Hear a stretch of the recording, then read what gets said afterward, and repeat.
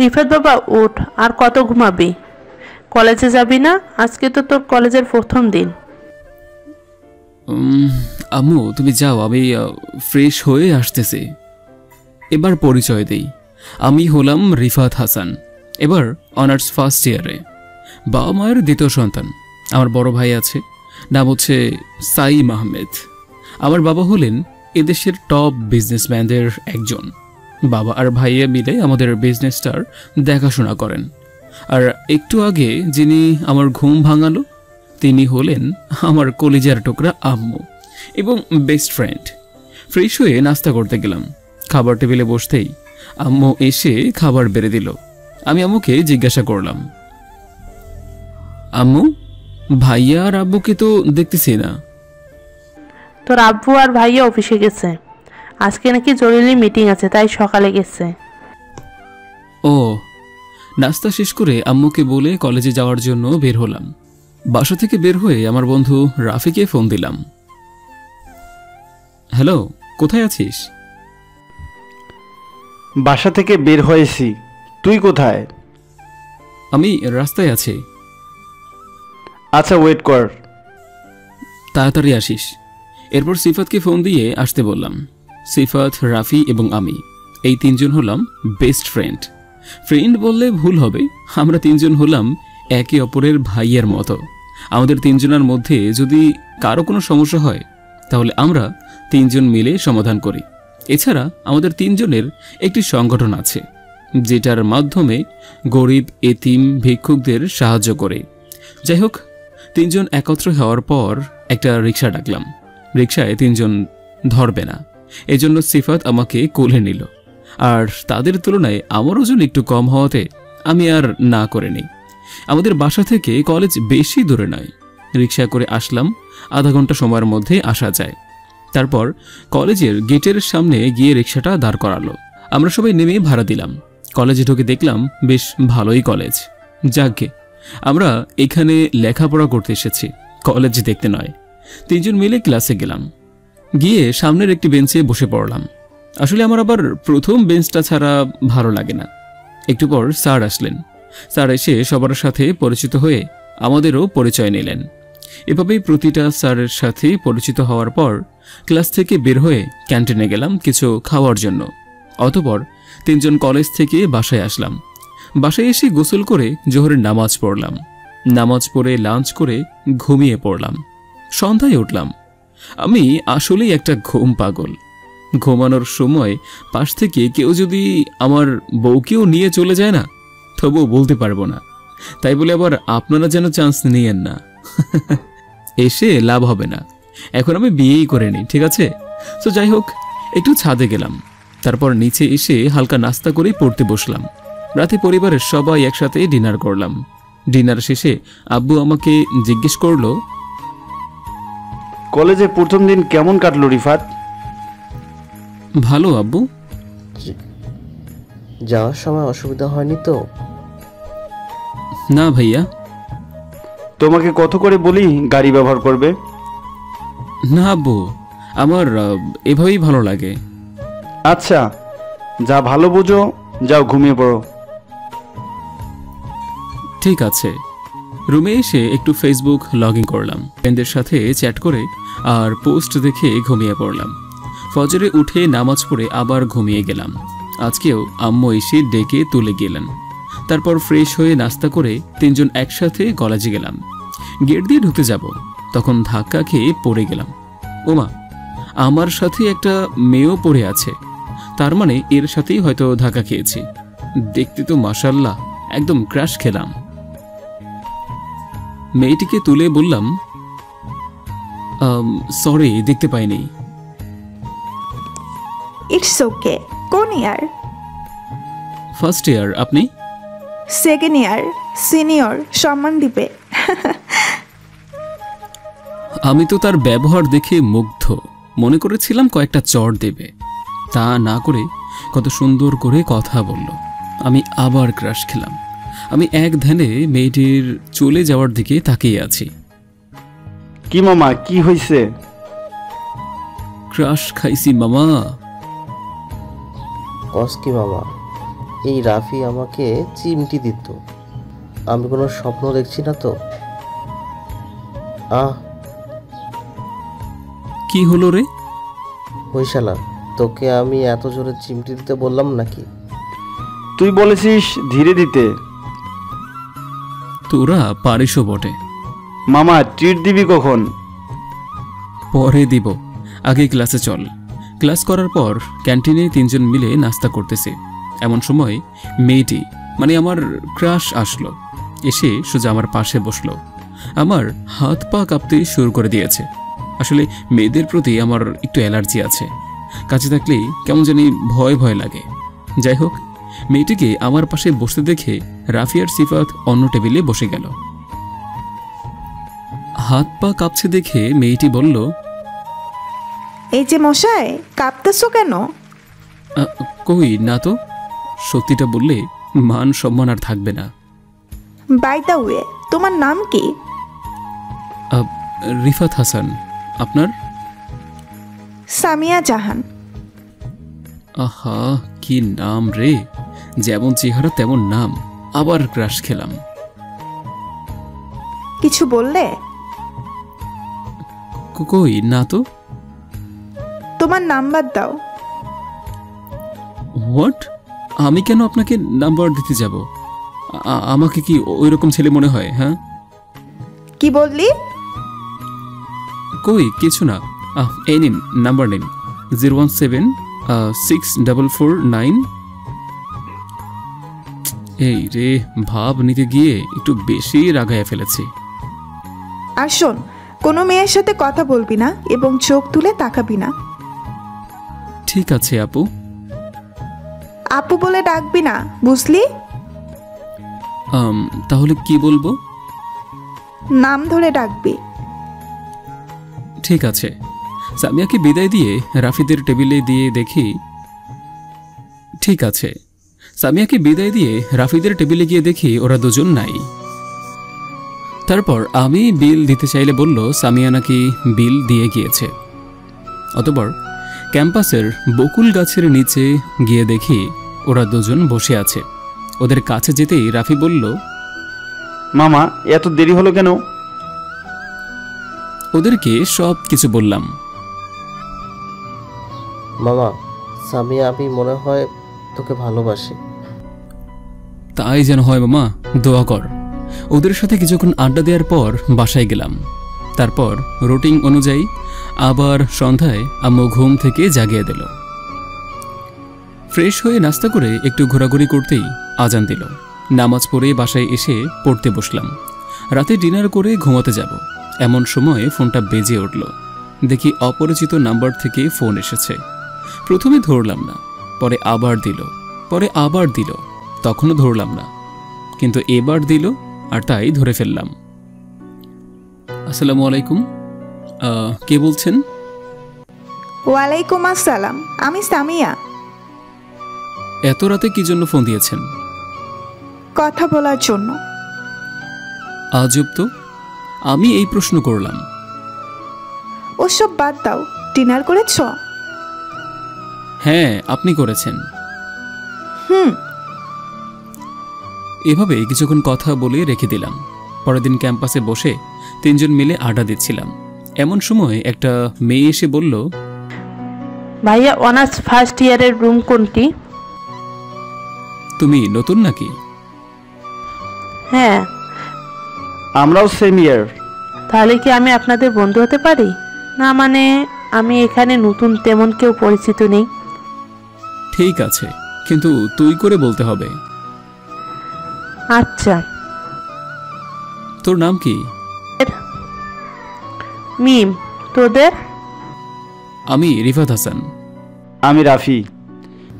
আমি সিফাত। ক্লাসে যাবি না? চল। ক্লাস শেষ করে চারজন বসে আড্ডা দিচ্ছিলাম। তখন সামিয়া আমার দিকে রাগীভাবে তাকিয়ে চলে গেল। আমি তো ভয় পেয়ে গেলাম। যাই হোক, আড্ডা দিয়ে বাসায় গেলাম। রাতে ঘুমানোর সময় ফেসবুক লগ ইন করলাম। একটু পরে সামিয়া ফোন দিল। আসসালামু আলাইকুম আপু, কেমন আছেন? ওয়ালাইকুম আসসালাম, ওই, আমি তোর কোন কালের আপু লাগি? আমাকে আর আপু ডাকবি না। ঠিক আছে, কি করতেছেন? বয়ফ্রেন্ডের সাথে কথা বলতেছি। কিছু কি বললেন? কিছু না। ডিনার করেছ? হ্যাঁ, আপনি করেছেন? হ্যাঁ। কথা বলার পর ঘুমিয়ে গেলাম। সকালে ঘুম থেকে উঠে কলেজে গেলাম। দেখি ওরা 3 জন বসে আছে। আমিও মিমের পাশে বসলাম। 4 জন মিলে কথা বলতেছি আর হাসাহাসি করতেছি। ঠিক তখনই কোথা থেকে সামিয়া এসে আমার শার্টের কলার ধরে টেনে নির্জন জায়গায় নিয়ে গেল। আমি স্পষ্ট দেখতে পারলাম রাগে সামিয়ার চোখ লাল হয়ে গেছে। বল, তোরা তো কেন মেয়ের সঙ্গে কথা? কই, আমার সাথে তো হেসে হেসে কথা বলিস না। আপনি আমার কে যে আপনার সাথে কথা বলতে হবে? সামিয়ার মুখ নিমেষেই মলিন হয়ে গেল। তুমি কি কিছুই বোঝো না? না বললে কিভাবে বুঝবো? দেখো, আমি স্পর্শভাবে বলতেছি, তোমাকে অন্য কোনো মেয়ের পাশে দেখলে আমার সহ্য হয় না। তোমাকে অন্য কোনো মেয়ের পাশে দেখলে আমার মনে হারানোর ভয় থাকে। এসবের কি কারণ জানো? কারণটা হলো আমি তোমাকে ভালোবাসি। এই তো দেখছি মেঘ না চাইতেই বৃষ্টি। কথাটা মনে মনে বললাম। কবে থেকে আমাকে ভালোবাসেন? মনে আছে একদিন তুমি একটা এতিমখানায় গিয়েছিলে বাচ্চাদের খাবার আর পোশাক দিতে? আমিও সেখানে গিয়েছিলাম। তোমার এই কাজ আমার খুবই ভালো লাগে। তারপর ম্যানেজারের কাছ থেকে জানতে পারি তুমি এখানে নিয়মিত আসো। তখন থেকেই তোমাকে নিয়ে ভাবতে থাকি। তার কয়েকদিন পরে তোমাকে দেখি একটা ভিক্ষুক রেস্টুরেন্টে নিয়ে যায় লাঞ্চ করাতে। তারপর থেকে তোমার প্রতি আমার ভাবনাকে আরও গভীর করে তুলেছে। আর আস্তে আস্তে এই ভাবনাটাই ভালোবাসায় পরিণতি পেয়েছে। আর যখন জানতে পারলাম যে এই কলেজেই তুমি ভর্তি হয়েছ, তখন যে আমি কি পরিমাণ খুশি হয়েছিলাম তা তোমাকে বোঝাতে পারবো না। প্লিজ, তুমি আমাকে ফিরিয়ে দিও না। লক্ষ্য করলাম সামিয়ার চোখের কোণে পানি এসে গিয়েছে। আমি ওর চোখের পানি মুছে দিয়ে বললাম, আমিও যে ভালোবাসি আমার সিনিয়র ক্রাশকে। সত্যি, আই লাভ ইউ। বলেই জড়িয়ে ধরল। জড়িয়ে ধরে বললাম, I love you too. Samia জড়িয়ে ধরে কান্না করতেছে। এই পাগলি, কান্না করতেছেন কেন? কখনো ছেড়ে যাবে না তো? যাব না। আল্লাহ ছাড়া কেউ আমাদের আলাদা করতে পারবে না। দুজন জড়িয়ে ধরে কথা বলতেছি। হঠাৎ করে কে যেন গলা ঝাড়া দিল একটু। পিছনে ফিরে দেখি রাফি আর সিফাত দাঁড়িয়ে আছে। আমি আর সামিয়া ওদের দেখে সাথে সাথে ছেড়ে দিয়ে মাথা নিচু করে আছে। হয়েছে, থাক, আপনাকে আর লজ্জা পেতে হবে না স্যার। আমরা তোর জন্য কত চিন্তা করেছিলাম, আর তুই এখানে? কর মামা, কর, সমস্যা নেই। ভাবি আমাদের বন্ধুটাকে দেখে রাখেন। সেটা তোমাদের বলতে হবে না। আচ্ছা, কিরে দোস্ত, তুই আজকে ক্লাস করবি? না, আজকে আর ক্লাস করব না, ঘুরতে যাব। ঠিক আছে, যা। তারপর ওরা চলে গেল আর আমি সামিয়াকে বললাম, চলেন পার্কে যাই। এখনো কি আপনি করে বলবে? তুমি করে বলবা। ঠিক আছে, চলো। সামিয়াকে নিয়ে একটা পার্কে আসলাম। কোনোদিন কোনো মেয়ের সাথে আসেনি। নিজেকে কেমন কেমন যেন মনে হচ্ছে। যাই হোক, সামিয়াকে নিয়ে অনেক ঘুরলাম। ওকে ওর বাসায় রেখে আমিও আমার বাসায় আসলাম। রাতে শুয়ে আছে, তখন সামিয়া ফোন দিল। ওর সাথে কথা বলে ঘুমিয়ে গেলাম। লেখাপড়া করা, আড্ডা দেওয়া, সামিয়াকে ঘোরাফেরা করা, এভাবেই চলে গেল 1 বছর। সামিয়া আর আমার ভালোবাসাটা অনেক গভীর হয়েছে। আমাদের সম্পর্কটা আমাদের বাবা মাও জেনে গিয়েছে। আগামীকাল থেকে আমার ইয়ার চেঞ্জ পরীক্ষা। আল্লাহর রহমতে এক এক করে সব পরীক্ষা ভালোভাবে দিয়েছি। আজকে আমার রেজাল্ট দিয়েছে। আমি ফার্স্ট হয়েছি, আর সামিয়া ওদের ডিপার্টমেন্টে ফার্স্ট হয়েছে। এজন্য আমাদের বাসার সকলেই খুশি। তাদের কথা যাই হোক, পড়ালেখা ঠিকমতো হচ্ছে তো। আরেকটা কথা, আমাদের রিলেশনের কথা কলেজের কেউ জানে না, শুধু আমার আর সামিয়ার বন্ধুরা জানে। আজকে আমার কলেজে আসতে একটু দেরি হয়ে গেছে। কলেজে ঢুকতেই আমার মাথায় রক্ত উঠে গেল, কেননা কলেজের মাঠে রিপন সামিয়াকে বাজে কথা বলতেছে আর ওড়না নিয়ে টানাটানি করতেছে। রিপন হলো এই কলেজের সবচাইতে বেশি বকাটে টাইপের ছেলে। এর আগে আমরা রিপনকে এসব কাজ থেকে দূরে থাকার জন্য সতর্ক করেছি। যাই হোক, আমি সিফাতকে আমাদের সিক্রেট স্থান থেকে হকি স্টিকগুলো নিয়ে আসতে বললাম। আমি দ্রুত সামিয়ার কাছে গেলাম। আমাকে দেখে রিপন বলতে লাগলো, দেখ রিফাত, তুই আমাদের কাজে বাধা দিস না, প্রয়োজনে তুইও আমাদের সাথে এনজয় করতে পারিস। রিপনের কথা শুনে রক্ত টকবক করতে শুরু করলো। সামিয়াকে ওর বান্ধবীদের কাছে রেখে এসে রিপন আর কোনো কথা বলার সুযোগ না দিয়ে এলোপাথারি মারতে শুরু করলাম। আমি রিপনকে মারতেছি আর ওইদিকে রাফি, সিফাত আরও কয়েকজন মিলে রিপনের বন্ধুদের মারতেছে। আমাদের কাছে হকি স্টিক থাকায় ওরা আমাদের সাথে পেরিয়ে উঠতে পারেনি। আমি রিপনকে মারতে মারতে ওর মুখ দিয়ে রক্ত বের করে দিয়েছি। রাফি আর সিফাত এসে আমাকে রিপনের কিছু হাওয়া থেকে সরিয়ে নিয়ে গেল আমাকে। তারপর রিপনকে হসপিটালে ভর্তি করে দিল। আমি আর ক্লাস করলাম না, বাসায় চলে আসলাম। বাসায় আসার পর আম্মু জিজ্ঞাসা করলো, কি হয়েছে? আমি আম্মুকে সব বলে দিলাম। আম্মু জানে যে আমি কোনো অন্যায় সহ্য করতে পারি না। বিকেলে বন্ধুদের সাথে আড্ডা দিলাম। পরদিন সকালে কলেজে গিয়ে জানতে পারলাম যে রিপন অনেক অসুস্থ। আসলে রিপনের বাবা এই কলেজের সভাপতি হওয়ায় তার ছেলেকে মারার জন্য আজকে আমাদের বিচার হবে। অতঃপর হলরুমে বিচার শুরু হলো। সকল ছাত্র ছাত্রী রিপনের বিরুদ্ধে অভিযোগ করতেছে, কারণ সকল ছাত্রছাত্রী রিপনের অত্যাচারে অতিষ্ঠ হয়ে গিয়েছে। যাই হোক, রিপনের জন্য শাস্তি তেমন দেয়নি, শুধু 50,000 টাকা জরিমানা করেছে। আজকে ক্লাস শেষে সামিয়াকে নিয়ে ঘুরতে বের হয়েছি। ঘোরাফেরা করে বাসায় আসলাম। এভাবে কেটে গেল 15 দিন। বন্ধুদের সাথে আড্ডা শেষ করে বাসায় এসে দেখি সবাই যেন কে নিয়ে আলোচনা করছে। আমি গিয়ে জিজ্ঞেস করলাম, কি ব্যাপার, কে নিয়ে আলোচনা হচ্ছে? তোমার সামিয়ার বিয়ে নিয়ে। বাবা চাচ্ছেন যে আগামী সপ্তাহে তোমাদের বিয়ে দিতে। কি? কিন্তু কেন এত তাড়াহুড়ো কিসের? এখনো তো আমাদের পড়াশোনা শেষ হয়নি। পড়াশোনা বিয়ের পরও করা যাবে। তোর মাও তো বিয়ের পরই পড়াশোনা করেছে। আমি আজ সামিয়ার বাবার সাথে কথা বলে সোমবারে বিয়ে ঠিক করে এসেছি। তুমি প্রস্তুতি নাও। এই কথা শুনে রুমে এসে সামিয়াকে কল দিলাম। হ্যালো সামিয়া, একটা সর্বনাশ হয়ে গেছে। কিসের সর্বনাশ? কি হয়েছে? আমার পরিবার আর তোমার পরিবার আগামী সোমবার আমাদের বিয়ে ঠিক করেছে। হ্যাঁ, তো এসে সর্বনাশের কি দেখলে তুমি? মানে তুমি রাজি? না হওয়ার কি আছে? তুমি কি রাজি না? সত্যি করে বলো তো, ভালোবাসো কি আমায়? আরে ধুর পাগলি, আমি তো ভেবেছি হয়তো তুমি রাজি না, কারণ আমরা তো বলেছিলাম যে পড়াশোনা শেষ করে বিয়ে করব। কিন্তু বিয়ের পরে তো পড়াশোনা করা যায়। দেখতে দেখতে বিয়ের দিন চলে আসলো। বাসর ঘরে এসেছি। সামিয়া এসে আমাকে সালাম করলো। আমি বললাম, একি কি করছো?